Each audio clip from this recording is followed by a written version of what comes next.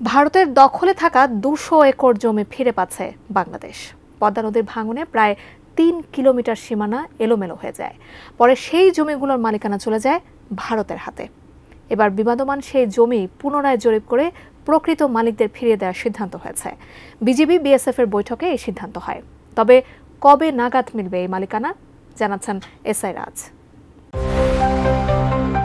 কুষ্টিয়ার দৌলতপুর সীমান্তে পদ্মা নদীর ভাঙনে ভারতীয় সীমান্তে বিলীন হয়ে যাওয়া প্রায় ২০০ একর জমির মালিকানা ফিরে পেতে যাচ্ছেন বাংলাদেশি মালিকরা। রোববার অনুষ্ঠিত দুই দেশের সীমান্তরক্ষী বাহিনী বিজিবি ও বিএসএফ এর ঊর্ধ্বতন কর্মকর্তাদের সৌজন্য বৈঠকে এ সিদ্ধান্ত নেওয়া হয়।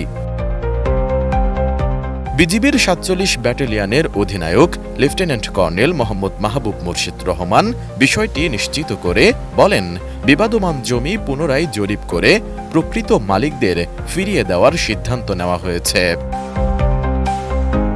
স্থানীয়রা জানান, পদ্মা নদীর ভাঙনে এবং প্রাকৃতিক দুর্যোগে ৪০ পাড়া বর্ডার আউটপোস্টের পিলার ১৫৭/এমপি থেকে ৮৫/১০ এলাকা পর্যন্ত প্রায় ৩ কিলোমিটার সীমানা এলোমেলো হয়ে যায়।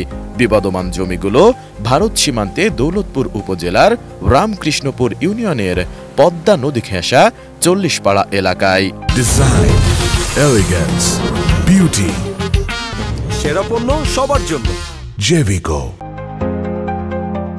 বিজিবি সূত্রে জানা গেছে, গত ১০ ফেব্রুয়ারি উভয় দেশের সার্ভেয়ার বিজিবি ও বিএসএফ এর সিদ্ধান্ত অনুযায়ী ভারতের অভ্যন্তরে বাংলাদেশের আনুমানিক ২০০ একর জমি এবং বাংলাদেশের অভ্যন্তরে ভারতের আনুমানিক ৪০ একর জমির গড় মিল পাওয়া যায়। ১৫ সেপ্টেম্বর দুপুরে বিএসএফ এর আহ্বানে ভারত বাংলাদেশ সীমান্তে দৌলতপুর উপজেলার মহিষকুণ্ডের জামালপুর বিওপির সীমান্ত পিলার ১৫২/৭ থেকে আনুমানিক ১৫০ গজ ভারতের অভ্যন্তরে দুই দেশের সীমান্তরক্ষী বাহিনীর মধ্যে বৈঠক অনুষ্ঠিত হয়েছে। এতে বিবাদমান জমি নিয়ে আলোচনা করা হয়। এছাড়াও সীমান্তে হত্যা বন্ধ ও মাদক পাচার রোধে গুরুত্ব আরোপ করা হয়।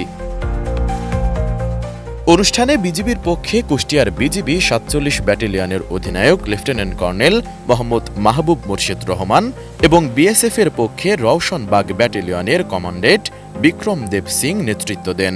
লেফটেন্যান্ট কর্নেল মোহাম্মদ মুর্শিদ রহমান বলেন, আগামী অক্টোবরে সুবিধাজনক সময়ে এই জমি উভয় দেশের সার্ভেয়ার এবং বিজিবি বিএসএফ এর উপস্থিতিতে জমির প্রকৃত মালিকদের বুঝিয়ে দেওয়া হবে। এতে দুই দেশের ব্যাটালিয়ন কমান্ডারগণ একমত পোষণ করেছেন। তবে জমি বুঝে না পাওয়া পর্যন্ত কেউ তা ব্যবহার করতে পারবে না। এ সময় সীমান্তের অন্যান্য বিষয় নিয়েও আলোচনা করা হয়। প্রাণঘাতী অস্ত্র ব্যবহার করে সীমান্ত হত্যা বন্ধ, ভারত থেকে বিভিন্ন ধরনের মাদকদ্রব্য এবং নিষিদ্ধ পণ্য বাংলাদেশের অভ্যন্তরে প্রবেশ না করা, নিরীহ বাংলাদেশি নাগরিককে সীমান্ত হতে আটক না করা এবং আসন্ন দুর্গাপূজা উপলক্ষে সীমান্তবর্তী জনসাধারণ অবৈধভাবে সীমান্ত পার হয়ে মণ্ডপে আসতে না পারার বিষয়েও আলোচনা করা হয়। এসআই রাজ, এটিএন নিউজ।